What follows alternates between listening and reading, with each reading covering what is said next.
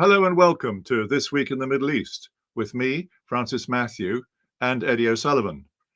It's been a very dramatic week, so first we'll take a look at the headlines. In This Week in the Middle East, the US struck targets in Syria and Iraq that Washington identified as facilities used by the Iranian Revolutionary Guard's Quds Force and affiliated militias. In a column in the New York Times, Thomas Friedman said the US is working on a comprehensive Middle East peace plan. Britain's Foreign Secretary David Cameron said the UK could officially recognise a Palestinian state after a ceasefire in Gaza. Leader of Tunisia's main opposition party, Rachid Ghannouchi, 82, has been sentenced to 3 years in prison. He has been in jail since last April, when he was sentenced to 1 year on charges of incitement against police. And the IMF has downgraded its Middle East economic growth forecast in a new report and warns a protracted conflict with no clear solution would weigh heavily on the Middle East region. So we have the rather dramatic news that the US has gone into action over the Levant. At this stage, we bring Eddie in. Eddie, hello. Hello, Francis. As you can see, I'm still in Florida, in the United States, in an hotel. And how is sunny Miami with you?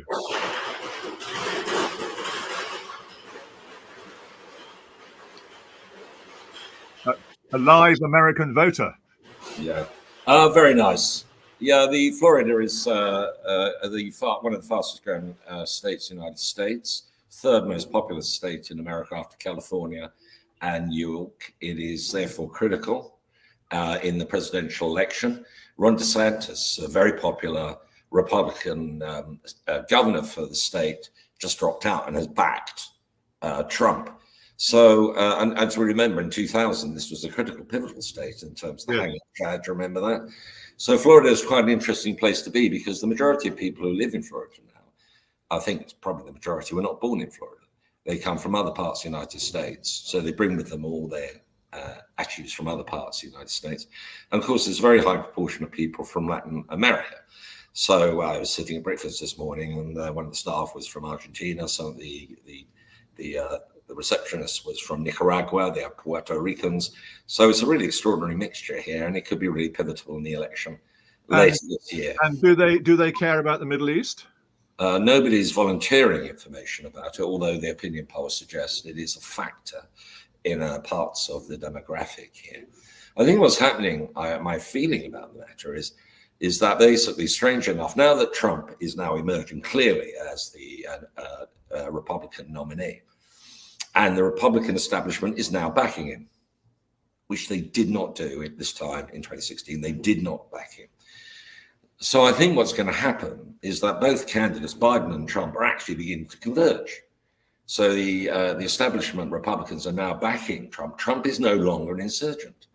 He's no longer an outsider. He's someone who was president. He's someone who's had a very extensive engagement with policy. And this is going to change attitudes. And I think he's becoming more mainstream as a consequence. And you can see Biden is moving more towards Trump, because if you look at the economic figures, the American economy is really humming. Unemployment has really fallen really dramatically. Growth is one of the highest in the advanced economies. And this has all been a result of the most irresponsible fiscal policy any country has pursued since 1945. The Biden administration, the projection is that the budget deficit in the United States for the next until 2030 will be up to 6% of GDP. Up to 6%. Now that is enough to get you in the naughty step. If you were a low-income developing country, you would be forced into very extreme measures. The United States is pursuing the loosest fiscal policy is pursued, certainly since 1945, and that is Biden. He's doing his own version, Make America Great Again, by keeping the economy humming. So to a strange extent, these two candidates who are fighting each other again are becoming very much more like each other. But the question is, are they converging on their policies in the Middle East? Where Biden has just launched an attack on 85 targets. It looks as though he's successfully hit all sorts of IRGC command and control centers, intelligence areas, all across Iraq and Syria. Now, the question is whether he's getting sucked into something. And I don't think that he's particularly good at withdrawing. Everybody's saying it's going to go slow, it's gentle, it's incremental, it's under control. But there's a real danger that these sort of actions are not deterrent, because ever since Obama, to go back even further than the previous Trump administration, since Obama's pivot to the east, there has been a lack of interest in such deterrence, and American forces as a deterrent force have lost their oomph in the Middle East. I think it's a quicksand, it's a quagmire, it's a whirlpool, and it doesn't really matter whether it's Trump or Biden. The dynamics that are at work here are beyond control, cannot be controlled. And the administration is caught, and any future administration is stuck with the same problem. One is the completely unresolved nature of the situation in the region, centering on the Arab-Israel conflict, particularly the Gaza-Israel conflict. And then, of course, the domestic political dynamics in the United States, where there are absolutely no votes whatsoever for someone to come up and express any sympathy for the Palestinians. There's 0 votes in that. Only in a young demographic section which might influence the Democrats. So they're caught in this vortex, and that is not. But there has been quite a lot of action over calling for a ceasefire. So it's not 0 votes. They want a ceasefire. They're appalled at that destruction, which is continuing on and on. Well, that's true. The level, the pressure that's on the administration to do something because of international pressure, and not least because of the ICJ report, which was damning of Israel.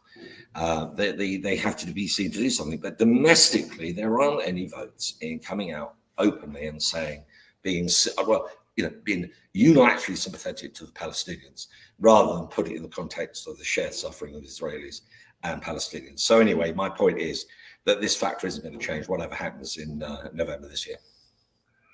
But then, at the moment, the Americans are in action, and they've also gone into action down on the Red Sea yesterday. So it looks as though more deterrence is on the way. The question is whether these militias will be deterred, whether fundamentally the controllers in Iran, if indeed they're controlling, are able to say, hold back, we don't want this war. Because my own feeling is that no one really wants a widespread war or series of wars which would cover South Lebanon, bits of Iraq and Syria, and the continuing in the Red Sea, never mind the full-on action in Gaza with all its horror.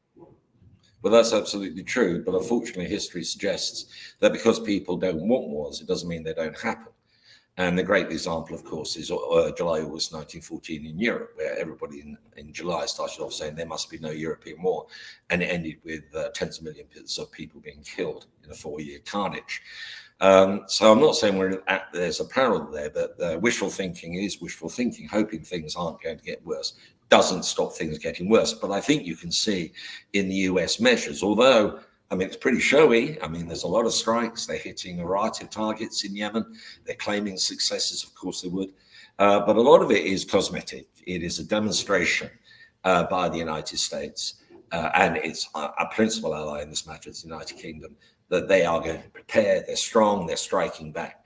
But substantially, is it actually going to really damage the Houthis or deflect them, or is it really going to deter who America considers its enemies in the region? I think the answer to that is no. I think they can.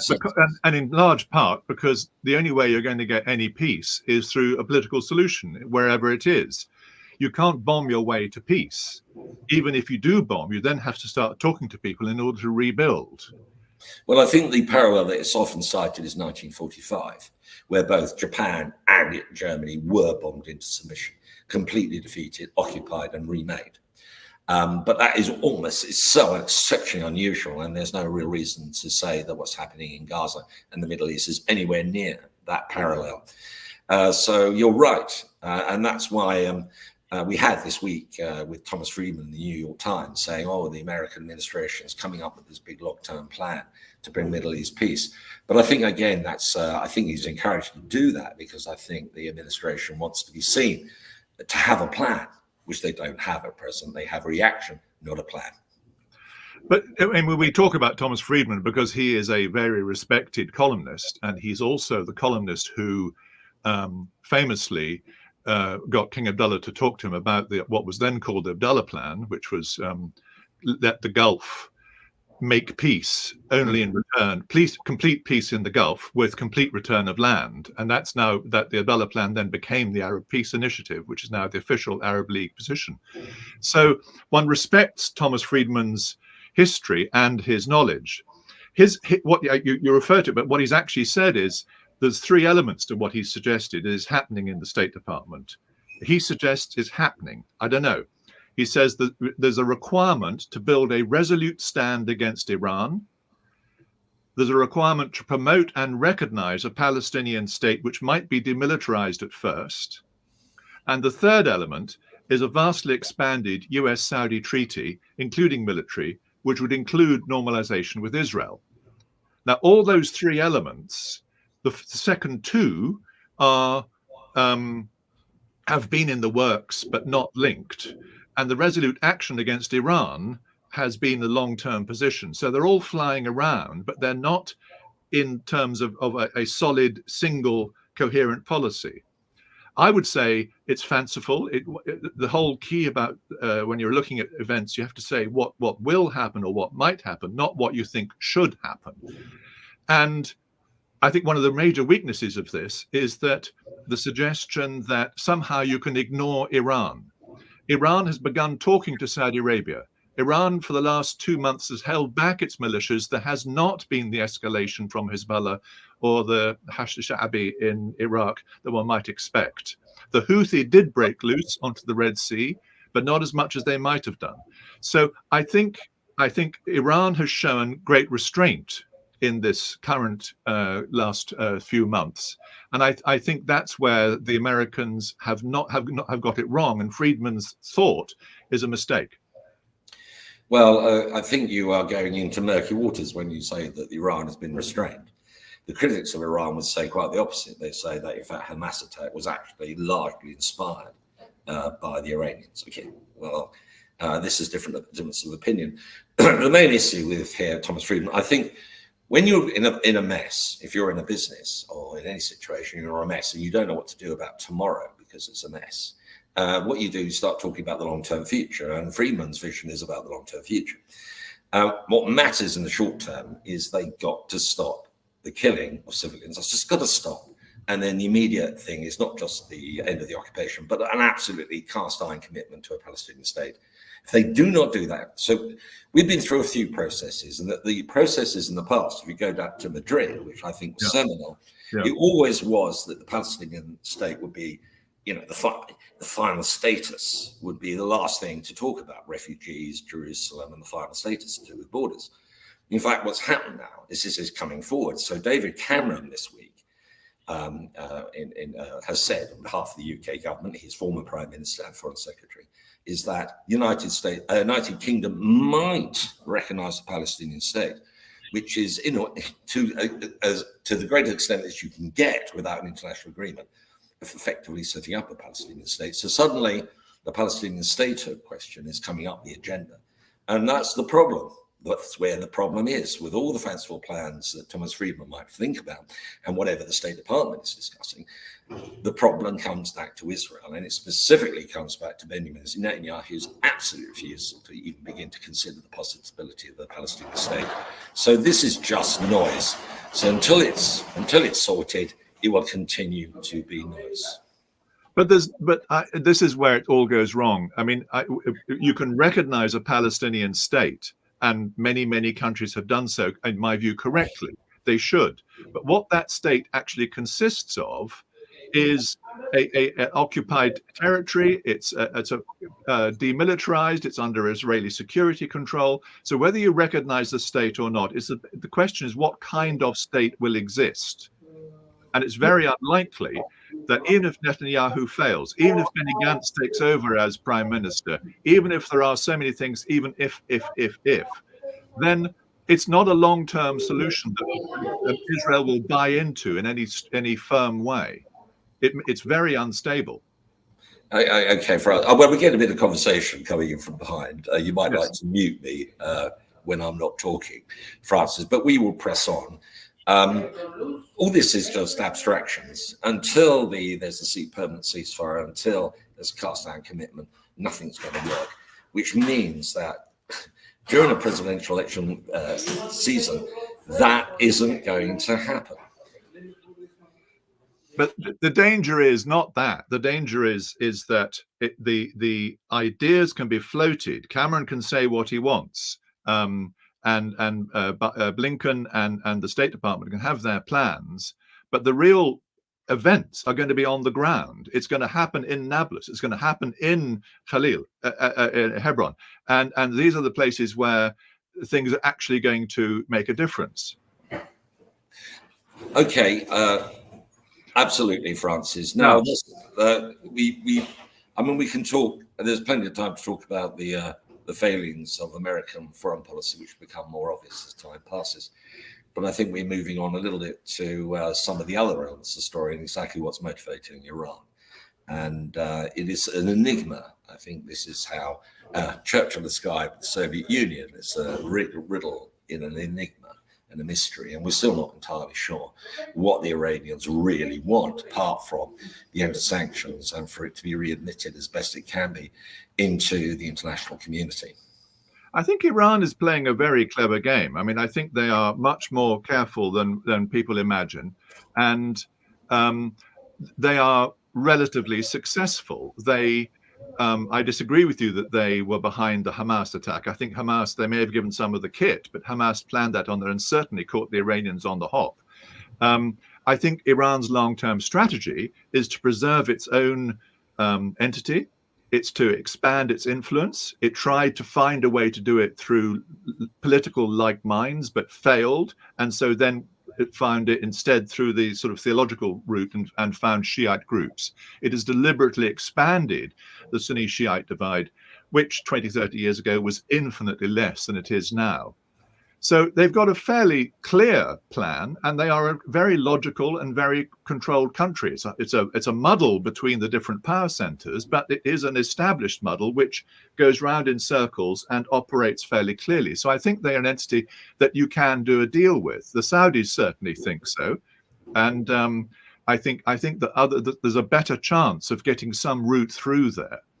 Now, if you give Iran respect, if you start talking to them, and if you bring them back into the international world, and I'm not talking about the nuclear deal, I'm talking about other slightly less contentious kind of ideas, then I think there's a better route to have some kind of peace or more open discussion within and open borders within these territories at a local level. It doesn't depend on Washington, it doesn't depend on London, it depends on Riyadh, and it depends on Tehran.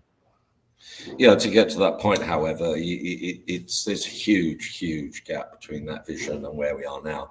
I mean, I'm not trying to criticize it, but it's in line with the sort of Thomas Friedman vision for the future. It's one of those long-term things. But where is the process that can get you to this point? The process is in the Saudi-Iranian dialogue, which was happening a few months ago and was confirmed by Mohammed Salman immediately after the Gaza attack. But only if the United States is prepared to step back and let this happen, and there's no evidence that it is at this point, which is why, you've got these two routes. One is the kind of approach that you're suggesting, which the local parties dealing with each other bilaterally, multilateral, with less intervention from outside powers, particularly Washington. Or this continues to go until such point there is an explosion that's so shocking that eventually the United States and the international community are forced to intervene. The Gaza events, no matter how appalling they have been, fall well short of that shock factor, sadly, because the majority of people dying are Palestinians. And frankly, let's be honest, the international community attaches much lower value to the lives of Palestinians than it does to their Western counterparts. But this is the reason that the local powers, in particular Riyadh, and others have picked up and started making dialogue, because they cannot operate with the US. There are two historical reasons for that. One is that when the US did intervene, particularly in Iraq, it was a monstrous failure. And second is the US's continual blank check to Netanyahu in particular, Israel in general. And the fact that even now, even in front of all this horror, there is still extra aid going into the Israelis, even in the middle of all this chaos and deliberately created misery, horrifies the Arab world. So you can't rely on Washington to come and pull the irons out of the fire. You have to do it yourself. That's what the Saudis and the Emiratis decided when they went to war against the Houthis and almost succeeded in the south. In the north, they're still fighting. And we're talking about peace before all this started. Yeah, we're still some way away from that being the center of gravity. Anyway, Francis. I think we can go round and round. I think we've covered some bases. I think we've done powerful discussion. Anything to add? Well, I just want to observe that the IMF has rushed out a short report on the economy of the Middle East and North Africa region. The IMF has a trouble with its regional definitions, and they keep on monkeying around with them, and the people get included and people get excluded. For a long period, there was an attempt to put all the Central Asian countries into the IMF categorization, but of course that doesn't work. So they've rushed out a report, which is clearly designed to set an additional alarm bell ringing in the corridors of power, and not just in the United States. So its report said, well, the outlook, although the economic outlook is reasonably positive, the oil price is reasonably solid, and other things are working globally as well. Because the American economy, things are working quite well. However, it does point out there's tremendous risks associated with the degeneration of this situation. So it's an alarm bell. And what was really striking about the report, even though it was mainly about the consequences, economic consequences of the Gaza war, it only mentioned Hamas twice in a report of more than 10 pages. Because that is interesting, yes. Twice, and they only in the footnote note. So they didn't say this is the Hamas attack or Hamas atrocity. They didn't have any of that language at all. And I think that's, again, telling, shows that the international community really want to move on from this, the obsession with the 7th of October, which is completely comprehensible in Israel and to an extent comprehensible in the United States, to the larger risks associated with the war. And they're putting the economic aspect of it, and they say that if this degenerates, they're going to have a huge economic shock throughout the region, and therefore another reason why there should be something done to bring it to an end. But it's not too much of a shock to say a regional conflict will harm the regional economy. No, stating what is obvious, but it's their way. It's the way of the IMF. The IMF really hates dealing with politics. They much prefer to deal with numbers. It's the way that the IMF in these circumstances, it has to have a viewpoint about the consequences of what's happening and the likely repercussions. It hates doing it, and it is ringing the alarm bells. So it's another alarm bell has gone off. But it's interesting that they don't. It's interesting that they kind of side play the Hamas thing and keep them out of the book. Interesting, absolutely, and not unsurprising. The IMF is a United Nations organization, and the United Nations position on the Gaza situation has been radically different to the American one. Interesting. Eddie, excellent. Good to talk. I gather you may be back in London next week. Well, hopefully not in the gym. And you're not talking from a gym in Miami. Well, enjoy the beaches. Good luck. Thank you, Francis. Good luck. God bless. Good. There we have Eddie in Miami, and we've had an interesting discussion, jumping all over the place this time. And so now I wish you well. Thank you for watching. Assalamu alaikum rahmatullahi wa barakatuh.